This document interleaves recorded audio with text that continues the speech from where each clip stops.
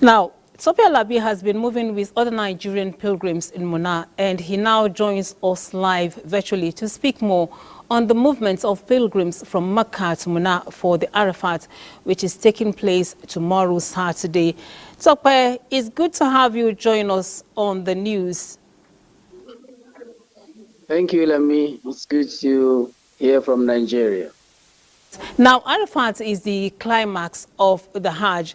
What is the mood like ahead of this all-important, most important aspect of the Hajj exercise for the pilgrims? Well, let me start by saying that Hajj is Arafah. Whoever comes to Hajj and did not perform Arafah, be Hajj.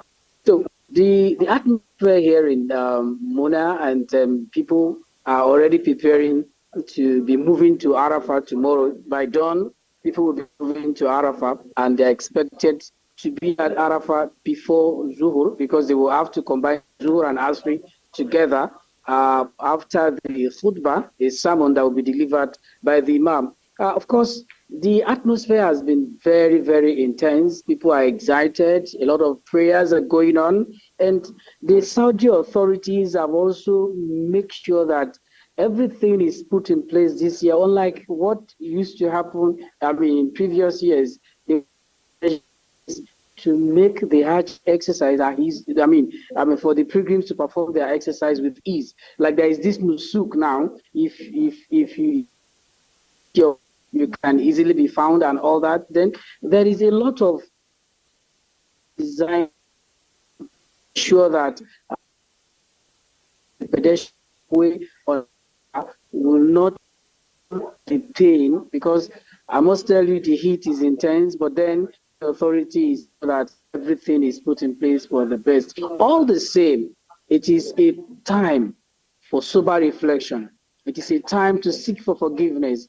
It's a time to pray a lot and commune with Allah subhanahu wa ta'ala. As a prelude to Eid al-Adha, which one of the features is sacrifice of animals, what is expected of the pilgrims there as they perform Arafat tomorrow? Well, for pilgrims, they are supposed to sacrifice their rams. A lot of them will have made arrangements for their rams to be sacrificed. But in Islam, if you're on Hajj and you cannot sacrifice the ram, what you do is you will fast for 3 days while you are on Hajj. Then when you return home, you will fast for 7 days. They say, "Thalathatun fil Hajj wa sab'atun idha raja'tum." You will fast for 3 days while you're on Hajj, then you go and fast for 7 days when you get home. So those who could not afford to slaughter ram here will fast for 3 days, and they will go back home and fast for another 7 days. It is hadha, it is sacrifice. And so for those who are not on Hajj, they are supposed to also sacrifice their rams at home. It's an Islamic injunction, and it's one of the ways we get closer to Allah. Okay, so to wrap up our discussion, what is the significance of Hajj to the Muslims in their faith?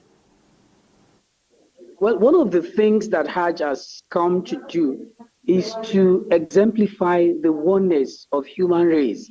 Whether you are black, whether you are white, whether you speak different languages, what God has done is, like he said in the Quran, he said, he has created us in different forms. We can be black or white, speak different languages. But he said, "Lita'arafu," so that we can understand, we can just know ourselves. It's for identity. So you see here, blacks, whites, people of different languages from all walks of life coming together, wearing the same white.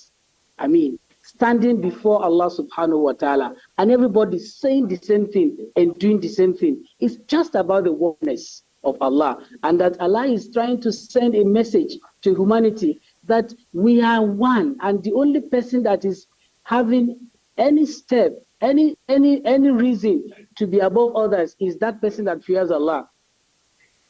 From all of us here at Tope, we say to all the Nigerian pilgrims and all the pilgrims there performing the Hajj Mabrur. Thank you very much, Lami. Thank you for joining me.